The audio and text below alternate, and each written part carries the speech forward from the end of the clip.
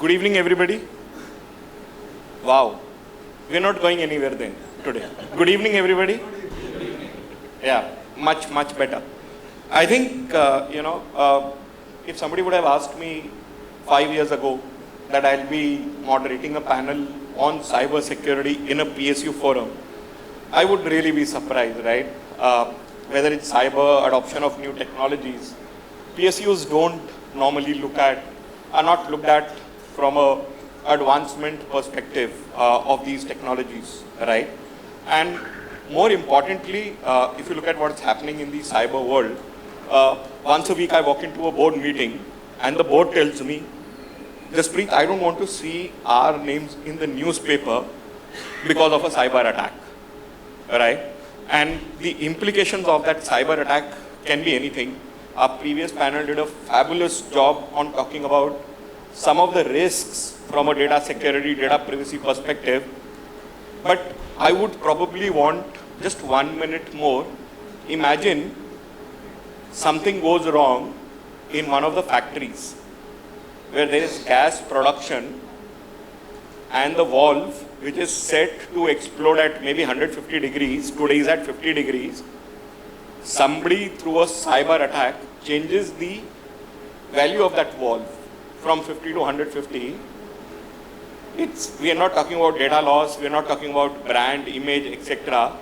It could actually lead to loss of human life, right? And sorry, PSUs are at the forefront of it, right? Everybody is dealing with sensitive human information, forget personal information, right? That we all understand. With that, let's start with you, Amitabh. Your opening comments, please. 2 minutes. Good evening, ladies and gentlemen. At the outset, my thanks to ETH for this wonderful session. Mandatory disclaimer, what I'm speaking is my personal views, doesn't reflect on my organization. Well, what Jaspreet has said, I will not like to, go with his statement that government organizations about 5 years back were not worried about the cyber security. 3 incidents which come to my mind and which has changed the way very recently was 9/11, 2010 Stuxnet, and very recently the event which has happened on 17th of September this year. The way we've been defining security more to do with the systems where we get connected, digital domain, that will get rephrased, rewritten after this event of 17th September. You would have all seen different kind of version coming in social media that how a innocuous looking device has changed the way the wars are fought. The line between the peace and war and crime, that has changed totally. In time to come, after about some time when we have root cause analysis, I personally presume this will change the way we've been looking at security for last about so many years. To conclude the initial comment, I'll say security is ever evolving process. You can never be 100% secure. It's a journey and it'll stay that way. Thank you. Sir, though you did not agree with my comment, but I'll 100% agree with your comment. Consumer electronics will never be the same again after what happened with a very simple looking pager. We don't know how many phones we have today in this room, smartphones, and how much vulnerable they are. And imagine we are still sitting in a conference room, but all these phones in a plane, our laptops in a plane, they all have software. What if one small incident, the world could be brought down to its knees. Totally agree. Thank you for that. Shankar sir, your opening comments, please. Thank you. So I'll just tell you what we know Industry 4.0, the drivers of Industry 4.0. Nowadays, people are talking about Industry 5.0 because, technology is unfolding so fast and all the drivers of Industry 4.0, they have evolved so much. I think Industry 4.0 is not the appropriate term to describe the unfolding landscape of technology. So, just adding to what my predecessor has said, that so far we have been talking about cyber attack. We have been also talking about physical damage to some entities, physical entities. Now, with the evolution of IoT devices, the ubiquitous IoT devices and industrial IoT devices, And the cyber angle attached with IoT devices, because IoT devices are the weakest link in entire cyber security grid. And it is very easy to, get access to IoT devices because they can be, left in some deserted place also. For example, all the video cameras we have, sensors we have. So, and the recent attack, as mentioned by my predecessor, that by giving some command to some remote devices and in a coordinated manner, federated manner, all the devices can be exploited simultaneously. You can think about the negative use cases. I mean, it's mind-boggling. I was just discussing just before this meeting among ourselves, all the panelists. Think about the time when, a situation where in aircraft, many people may have access to, may be having mobile. So far, mobile devices are allowed in aircraft. And suppose some mobile devices are bugged like this, and there can be some attack in a coordinated manner by some, anti-national element, and maybe some kind of ad hoc network can be created, and something like some attack of the kind which you have seen may be thought of. So how we are preparing ourselves to deal with this situation, and what of such kind of calamities, what of such kind of eventualities. So that is something we have to give a serious thought on. Second thing which I feel, that with miniaturization of drones will be becoming smaller and smaller in days to come with nanotechnology. Nanotechnology is also evolving very fast. So think of the time when drones would be so small, they can enter into our physical space, our private space. The distinction between cyberspace and physical space will be gone. We talk about privacy in cyberspace. Think about privacy in physical space, and there would be hardly any boundary between physical and cyberspace. So, and we are talking about metaverse. So still there is a distinction between metaverse and physical space. But with such kind of small devices roaming around and evading all kind of surveillance, that will be posing a new kind of challenge before law enforcement community. So the combination of nanotechnology, drone technology, industrial IoT devices, cloud, and fast evolution of AI, and the recent last 2-3 years generative AI. This is a kind of a dangerous proposition, and we should give a serious thought on this. We should prepare ourselves how to deal with the emerging technologies, the way it is unfolding. So that's what I want to bring before you. Thanks. Sure. Thank you so much. While you were talking about drones, I started looking up saying, I hope there is no drone here. But very, very important points, right? And Internet of Things is also called Internet of Everything, where for the first time in human history, we are in such a hurry to connect everything to everything, right? And, huge fan of connected cars, but don't want to scare everybody, but every connected car comes with a chip. A chip comes with 10,000 vulnerabilities. How do you deal with that? Maybe we can answer that question when we come towards you for the second round, sir. Shankar, sir, your initial comments, please.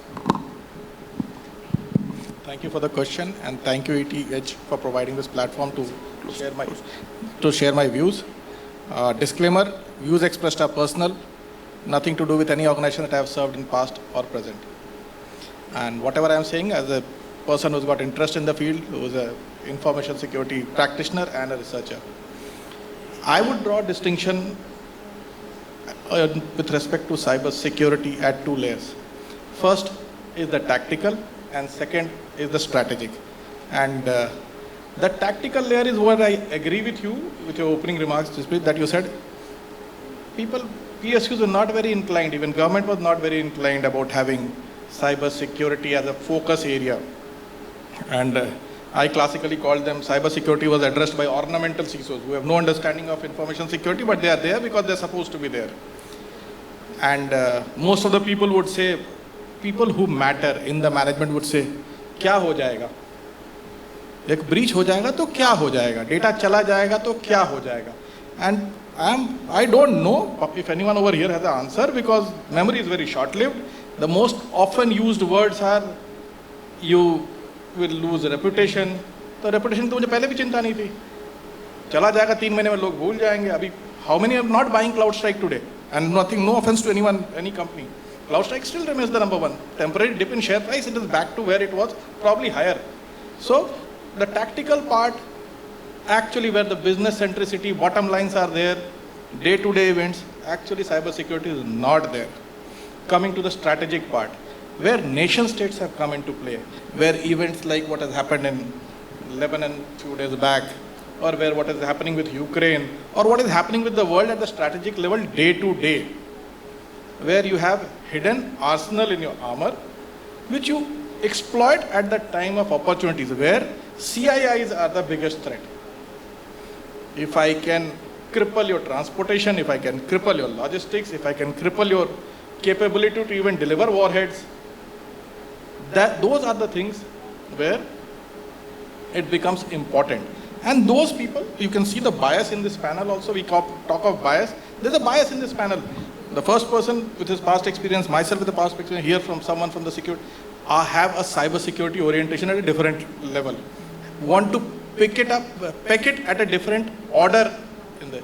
For people who are again at the tactical level, not looking at strategic outlook, they want to look at their bottom lines. Even if something goes, doesn't matter. अगर 500 करोड़ रुपए ransom दिए और 600 करोड़ रुपए कमाए तो 100 करोड़ का फायदा है. Doesn't matter. Thank you. So, very interesting 2 points there. I'll answer the second one first, wherein UN also recognized, saying the next war will not be on land, water, air. It is a cyber war out there, right? Everybody can see, feel it. But the second point to your question, one of the companies I know had a ransomware attack, data leakage. Mr. Sengupta, your opening comments, please. Thank you. Thank you, ET, for this beautiful discussion. And again, the same disclaimer which we are supposed to give, that this is only personal view. I rather should say that I don't think that we need to really appraise the entire audience why cybersecurity is required now. We have passed at least that phase of implementation of cybersecurity. Rather, now what we need to do is basically that we need to, go to that level where the user won't be feeling cybersecurity as a showstopper. Rather, they should try to imbibe cybersecurity as an enabler. Now we have to make aware in that, and I don't think that can be done through really frightening the people, through telling them that okay, there could be this type of problem, that type of problem. We all need to understand that cybersecurity and its control, its components are an enabler of your business. It will basically try to, secure your system. And whenever we call about security, it's not only the confidentiality of your information, but it's also the availability of your information. Like rightly pointed out at the beginning remark that when we talk about cybersecurity or information security, we talk about confidentiality, availability, integrity. Now, there are countries where safety is also one of the enabler component of deciding cybersecurity. So I would try to just have the opening remark in a way that now time has come, and I believe many PSUs are working on that when we adapt cybersecurity in our processes, we adapt the controls in our day-to-day activities. And most importantly, when we do so, we basically try to imbibe the discipline in our entire system, so that in times to come, whenever the technology changes, whenever the threats changes, we do that risk assessment, we reassess the entire thing and strengthen our security controls based on the threats, based on our assessment, and that will be a continuous process. That should be adapted like that. Thank you. Right. So basically look at security by design, right? Imbibe security in everything that you do. I'll come back to you on this later. Mr. Chande, your opening comments, please. Good evening, everybody. We almost all of the panelists mostly dwell upon the OT security. So I think IT security, most of us now have moved to OT security because DFCCIL is also infrastructure company, utility company. They have railways, and Grid Corporation is also OT. They also need a OT security. So I think this OT security is more important, and here we are lacking. Even when we talk about OT security, I think most of the companies or most of the PSUs are not into that domain still. One of the oil company or Indian oil company has a major attack, insider attack, which impacted their operation for close to 4 or 5 days. So see one big company losing their productivity for 4 or 5 days, impacting their entire workforce, and how much the economical loss as well as the reputation loss to that company. So I think this OT security has to be taken care by the government, by the PSUs, by all the stakeholders. See, something happens to railways, see all the controls are moving towards IT or the connected network. So any attack on any two trains, what we have earlier used to see through the manual, which used to be a manual thing, it can be done through a attack. So 2 trains colliding, somebody does it, hacking into the system. So these are the bigger threats now than to the IT security part, where we are already little mature and all of us understand most about the IT security. So I think all of us should move towards the OT security. So thanks for telling this. I was always afraid whenever I boarded a plane, because coming from cyber field, I know what can go wrong. From tomorrow morning, if I ever board a train also, I'll be equally scared. But given that we only have about 3.5 minutes, let's do this, right? Let's go in reverse order, starting with you, sir. One piece of advice, if companies want to start their cybersecurity journey, or one, area that they should look at, what would that be? And just one minute each, and then we can close the panel. Ultimately, there are 4 pillars to cyber security: network security, data protection, endpoint security, and application security. Okay. So whether it is IT or non-IT, means IT or OT, these 4 pillars are going to remain there. So, and cyber security has to be looked from all the point of view. Super. Not from one point of view, because attack may happen from anywhere. Any employee can, through any simple execution file, through pen drive, or through any other connected device, the attack may happen. So 4 vectors that you all need to look at. The factors need to be. Thank you. Mr. Sengupta.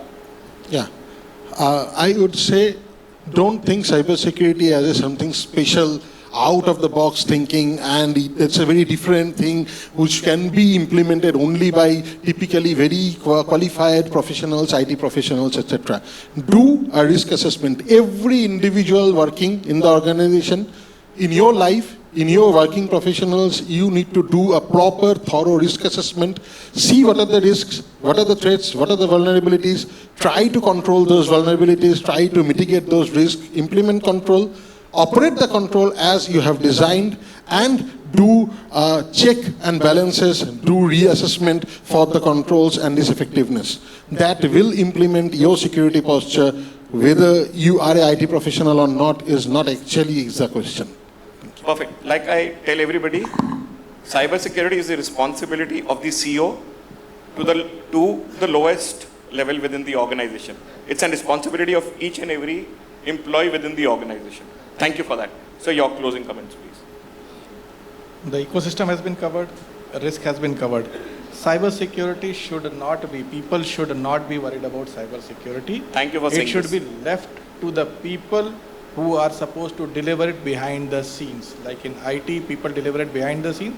This should be delivered behind the scenes and not brought to the forefront where you are, as brought out earlier, scaring people. There's a big responsibility on cybersecurity leaders to not scare people of the possible causes or the possible ramifications of compromise in cybersecurity. And very quickly, the one thing that you touched about was autonomous cars. Now that you are already afraid of aircraft, trains, cars also. Let me make you not board a car, because Tesla's latest research or researchers on Tesla's latest model have figured it out that it doesn't recognize your speed limits, or you can artificially throw speed limits using IR, and it picks it up as an image and reacts to it. So ADAS gets activated, and in Delhi, if you activate ADAS, you're done. Sir, thank you so much. I'll probably take a DTC bus today. Thank you. Sir, your closing comments, please. If you ask me for just one advice, I would say cyber hygiene within and outside the organization. Looks very simple, but very difficult to achieve. We have to make cyber hygiene as part of our day-to-day habit. In the same fashion as we walk on roads, and we are very careful that we should not meet any accident. In the same way, we should also perform in such a way that we don't meet any accident in cyberspace. And since this is an invisible enemy, we don't realize. COVID times was very difficult to tell people that you should be very careful because COVID virus was not visible. This virus is also not visible, and that's why, but the kind, how dangerous it can be, we have seen by so many examples.